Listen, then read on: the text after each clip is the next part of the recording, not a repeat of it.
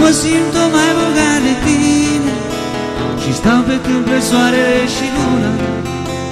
Acum e cel mai rău și cel mai bine și uite, n-are cine să ne ajute. Abia-și mai ține lumea ale sale într-un perete alb de muze mute.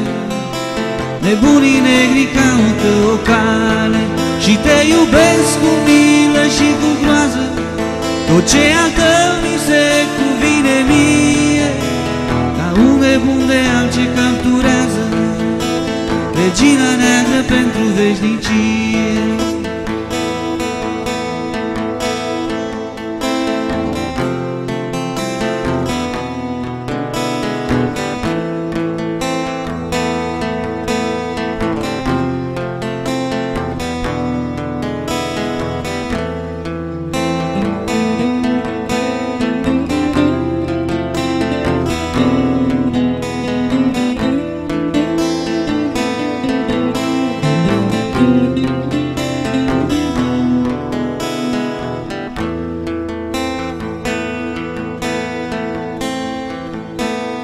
Prin gări descreate accidente, marfare triste vin în miezul verii, iar eu sunt plin de gesturi imprudente, ca să te apropii și ca să te sperii.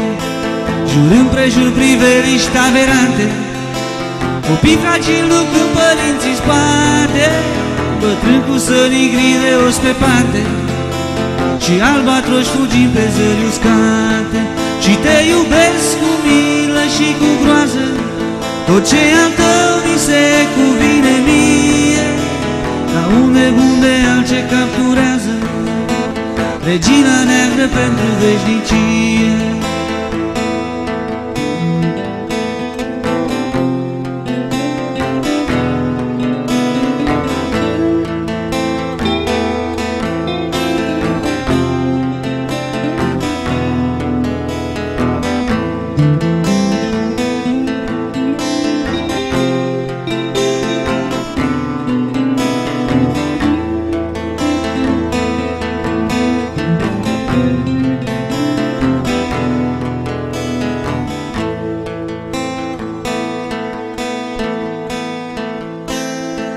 Dor de tine și îți caut chipul cu fiecare margine a firii.